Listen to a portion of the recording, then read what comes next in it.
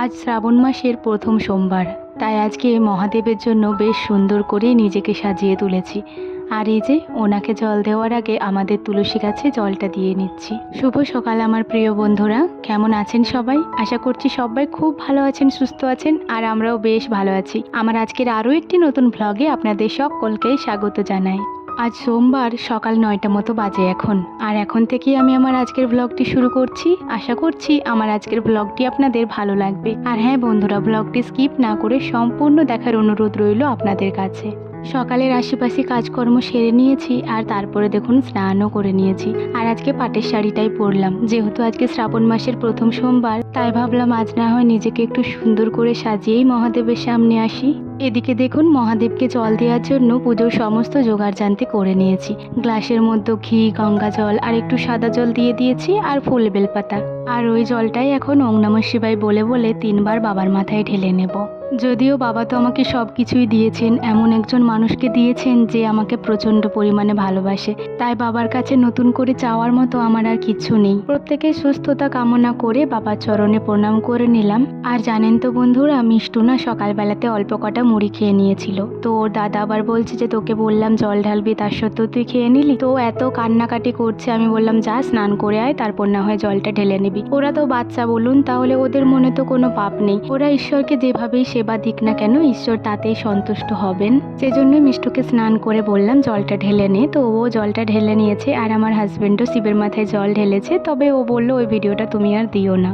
আর এই যে দেখুন আমার বাড়িতে যতগুলি দেবদেবী রয়েছেন, ওনাদের সকলের চরণে পুষ্প অর্পণ করে দিয়েছি। আর এখানটা দেখতে বেশ ভালো লাগছে আজকে।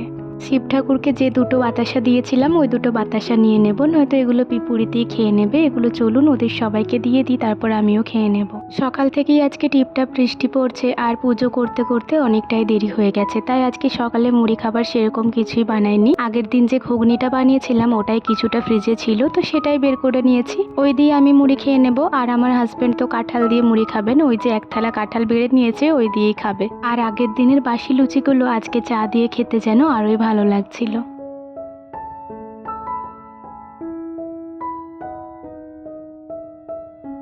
এই মুহূর্তে অনেকটাই সময় পার করে ফেলেছি। বিকাল 5টা মতো বাজে এখন। দুপুরবেলা সেরকম ঘুম হয়নি, একটু শুয়েই ছিলাম। আর তারপরে এই যে বিকালবেলা উঠে পড়ে প্রথমে জানালাগুলো খুলে নিচ্ছি। আজ অনেক বড় ক্ষতির হাত থেকে রক্ষা পেয়েছি জানেন। আজকে দুপুরবেলা ভিডিও পোস্ট করতে গিয়ে দেখি ভিডিওটা আপলোডই নিচ্ছে না, তো এতে করে অনেক ভয় পেয়ে গেছিলাম। পুরো দুপুরটা দুশ্চিন্তাতেই কেটেছে। সত্যি বলতে নিজের শরীর অসুস্থ হলে যতটা না কষ্ট হয়, আজকে এই ঘটনাটাতে আমি এতটাই কষ্ট পেলাম আর প্রচণ্ড পরিমাণে ভয় পেয়ে গেছিলাম জানেন। আমি ভেবেছিলাম হয়তো আমার পরিবারের সদস্যগুলোকে আমি হারিয়েই ফেললাম। প্রায় 4 মাস ধরে তিল তিল করে যে পরিবারটা আমি গড়ে তুলতে পেরেছি, সেই পরিবারটা যদি হুট করে আমার কাছ থেকে হারিয়ে যায়, এটা চিন্তা ভাবনা করতে করতে নিজের অজান্তেই যেন চোখের কোণে জল চলে আসছিল। সত্যি বলতে আমার এই চ্যানেলটি থেকে ইনকাম হোক আর নাই হোক, আপনাদের এত এত ভালোবাসা পাচ্ছি, এই ভালোবাসাটা আমি হারাতে চাই না। যাই হোক, ঈশ্বরের ইচ্ছায় সেরকম কিছু হয়নি, একটু নেটওয়ার্কের প্রবলেম ছিল, সেজন্যই হয়তো দেখাচ্ছিল না। তবে আমি প্রচণ্ড পরিমাণে ভয় পেয়ে গেছিলাম। প্রায় 2-3 ঘন্টা ধরে আমি শুধু ফোনটার দিকে তাকিয়েই বসেছিলাম, আর শুধু রিফ্রেশ করছিলাম, রিস্টার্ট করছিলাম, আরও কত কি। যাই হোক, এখন সব কিছু ঠিক আছে, এতে আমি খুবই খুশি। আপনাদের সাথে কথা বলতে বলতে বিছানার চাদরটা ভালো করে পেতে নিয়েছি, আর তারপরে ঝেড়েও নিয়েছি। আর এদিকে দেখুন বালিশগুলোও সুন্দর করে গুছিয়ে দিলাম। আর জানেন তো বন্ধুরা, এই যে বালিশের কভারগুলোর সাথে যে বিছানার চাদরটা ছিল, ওটা তো দেখতে বেশ ভালো লাগছিল, কিন্তু ওটার মধ্যে না অনেকটাই মাকুচড়া বেরিয়ে গেছে, মাঝ বরাবর অনেকটা ছিঁড়ে যাচ্ছে। সেজন্যই ওটা চেঞ্জ করে লালটা পেতে দিয়েছি। তবে বালিশের কভারগুলো আজকে আর চেঞ্জ করলাম না, কালকে সকালবেলা করে দেব। এদিকে দেখুন চেয়ারের মধ্যে কত জামা কাপড় জড়ো করা রয়েছে। আসলে আজ সকাল থেকেই না শরীরটা একদম ম্যাশম্যাশ করছে, সেজন্যই না একদমই ভালো লাগছিল না কোনো কাজকর্ম করতে, তাই সমস্ত জামা কাপড়গুলো চেয়ারের মধ্যেই জড়ো করে রেখে দিয়েছি। শরীর ভালো না থাকলে কাজকর্ম যেন একদমই করা যায় না, সেটাই হয়েছে আমার সাথে। কিন্তু আমার তো আবার একটা সমস্যা নয়, আমার আরো অনেক সমস্যাই আছে। এই যেমন কাজকর্ম পড়ে থাকলে শুয়ে থাকতেও ইচ্ছা করে না, ঠিক তেমনই এই যে ঘুম থেকে উঠে পরে বিছানাটা ছেড়ে পরে এই যে জামা কাপড়গুলো গুছিয়ে নিচ্ছি। এগুলো সমস্তটা গোছানো হয়ে গেলে যেন আমার শান্তি পাবো। আর জানেন তো বন্ধুরা, এই সমস্ত জামা কাপড়গুলো বাইরে থাকে না, আসলে আলমারিতেও কিছু কিছু থাকে, সেজন্যই আর কি বাইরে এত জড়ো হয়ে গেছে। তো যেগুলো বাইরে থাকে সেগুলো বাইরে রেখে দিচ্ছি, আর যেগুলো আলমারিতে থাকে সেগুলো আলমারিতে রেখে দেবো। তো প্রথমেই ওড়নাগুলো চেয়ারের ওপরটায় তুলে রাখলাম, কারণ ওগুলো তো সবসময় ব্যবহার করা হয় হাত মুখ মোছার জন্য। আর তারপরে দেখুন যে নাইটিগুলো রেগুলার পরি সেগুলো সমস্তটাই এই বক্সটার মধ্যে রেখে দিলাম। আর সুব্রতর জামা কাপড় রাখার জন্য তো আলাদা একটা বক্স কেনা হয়েছে, সেটার ভেতরে এই যে ওর জামা কাপড়গুলো রেখে দিচ্ছি। ওর বক্সটা কিন্তু বেশ বড়, সেজন্য না আমি এক্সট্রা আরও অনেক জিনিসপত্রই রেখে দিয়েছি। তবে ওর জামা কাপড়গুলো নিচেতে রেখেছি, তার উপরে একটা নাইটি ঢাকা দিয়ে দিয়েছি। আর এদিকে দেখুন সমস্ত জামা কাপড়গুলো রেখে দিলাম। আর তারপরে না জিনিসগুলো জায়গায় জায়গায় রেখে দিচ্ছি, বিছানার উপরে এলোমেলো হয়ে রয়েছে। তো আর কয়েকদিন আগে যখন বাবা আর এসেছিল কাঁসের থালাটা বের করা হয়েছিল, তো ওটা আর রাখাই হচ্ছিল না। তো এই যে আজকেই রেখে দেবো। আসলে আলমারিটা না খুললে না রাখা হয় না, আলমারিটা খুললে একসাথে সমস্ত কাজগুলো হয়ে যায়। তো এই যে একসাথে সমস্ত কাজগুলোই করে নিচ্ছি। প্রথমে কাঁসের থালাটা রেখে দিলাম, তারপরে পাটের শাড়িটাও রেখে দিলাম, ওটা তো একবারই মাত্র পরেছি। আরও দুটো সুতির শাড়ি বাইরে রয়ে গেল, আসলে ওগুলো না একটু জলে ধুয়ে নিতে হবে, সেজন্যই ওগুলো আর আজকে রাখলাম না, কালকে একটু জলে ধুয়ে নেব, তারপরে রেখে দেবো। যে কটা জিনিস আলমারির মধ্যে রাখার ছিল সেগুলো রেখে দিলাম। আর তারপরে দেখুন আলমারিটা লাগিয়ে দিয়েছি, আর কাভারটাও ভালো করে পরিয়ে দিয়েছি। এই কাভারটা আছে বলে না আলমারিটা খুব একটা নোংরা হয় না, নয়তো আলমারির ওপরেও অনেক ধুলো জমে যেত।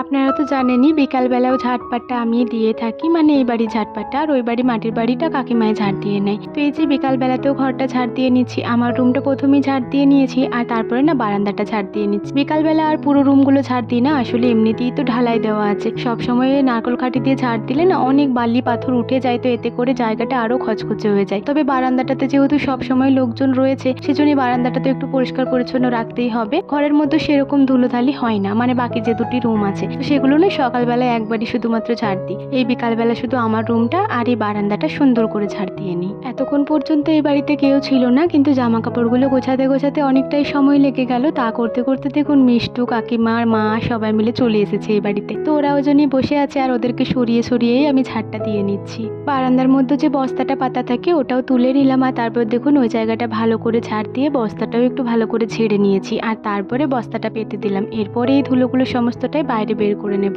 আর বন্ধুরা সিঁড়ির নিচে এই কাঠের জায়গাটা দেখুন কয়েকদিন আগেই তো বেশ সুন্দরভাবে গুছিয়েছিলাম, আবার দেখুন কত এলোমেলো হয়ে গেছে। আসলে আমাদের সব ঘরের না একটা জিনিস নিতে নিতে আরেকটা জিনিস পড়ে যাবে, ওটা আর কেউ তুলে রাখবে না। তো এই করে করেই না জায়গাটা অনেকটাই জোড়া হয়ে যায়। তো আবার পরে কোনো একদিন সময় করে ওই জায়গাটা পরিষ্কার করে নেব।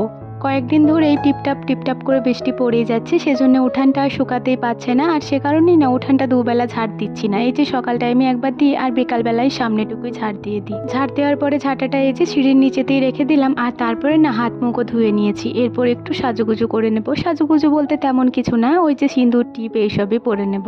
আমি মুখের মতো সেরকম তো কিছু ব্যবহার করি না, শুধুমাত্র ওই পন্ডস ক্রিমটাই ব্যবহার করি, সেটা কোনো কুটুম বাড়ি যাই কিংবা বাড়িতে থাকি এটাই আমি সবসময় ব্যবহার করে থাকি। তো সেটাই একটু মেখে নিলাম, আর তারপরে আবার কাপড় দিয়ে একটু মুছেও নিয়েছি, নয়তো আমার মনে হয় যেন একটু বেশিই খ্যাসখ্যাস করছে। প্রথমে আমি এই ভেসলিন লিপ বামটাই ব্যবহার করতাম, কিন্তু আগের বারে তো আমি পাইনি, সেজন্য ওই লিপস্টিক লিপ বামটা নিয়ে এসেছিলাম। তবে আমার হাজব্যান্ড আবার এই লিপ বামটা এনেছে, সেজন্য আমি এখন এটাই লাগাচ্ছি। আর ওই লিপস্টিক লিপ বামটা মাঝে মাঝে লাগাই, আসলে ওটা লাগালে না মনে হয় যেন লিপস্টিক লাগিয়েছি। সিঁদুরটা কপালে ঠেকিয়ে নিলাম, আর তারপরে শঙ্খে ঠেকিয়ে এই যে প্রণাম করে নিলাম। এই যে আমার সাজুগুজু কমপ্লিট। গ্রামের মানুষেরা বিকালবেলা এই যে সিঁদুর টিঁদুর পরে সবাই মিলে এক জায়গায় জড়ো হয়ে না অনেক গল্পকাটি করে, কিন্তু আমার মধ্যে না সেই গল্পকাটি করার চিন্তা ভাবনাটা একদমই আসে না। আসলে আমার মনে হয় এক জায়গায় সবাই মিলে বসলেই একে অপরকে নিয়ে আলোচনা সমালোচনা করা হবে, আর সমালোচনা করার বিষয়টা আমার একদমই পছন্দ নয়। একবার নিজের সাথেই এমন একটা ঘটনা উপলব্ধি করতে পেরেছিলাম। সবাই মিলে একবার বসে গল্পকাটি করছিলাম, তো যখনই দেখলাম একজন উঠে চলে গেল, আবার তাকে নিয়ে শুরু হয়ে গেছে আলোচনা। তো এই ব্যাপারটা যখন থেকে হয়েছিল তখন আমি এটা ভাবলাম যে যদি হয়তো আমি উঠে প্রথমে যেতাম তাহলে আমাকে নিয়ে এই আলোচনাটা হতো, তাই তখন থেকে না একসাথে বসাটাই ছেড়ে দিয়েছি। সত্যি বলতে অন্যের সমালোচনার পাত্রী হওয়ার থেকে নিজেকে একটু সময় দেওয়া ভালো, সেজন্যই বিকালবেলা আজকে আসনটা নিয়েই বসলাম। আর আমার আজকের ব্লগটা এখানেই শেষ করে দিচ্ছি। ব্লগটি ভালো লেগে থাকলে একটি লাইক করে দেবেন এবং সাবস্ক্রাইব করে আমার ছোট্ট চ্যানেলটির পাশে থাকবেন। সবাই ভালো থাকবেন, সুস্থ থাকবেন। আবারও দেখা হবে পরের কোনো একটি ব্লগে। টাটা।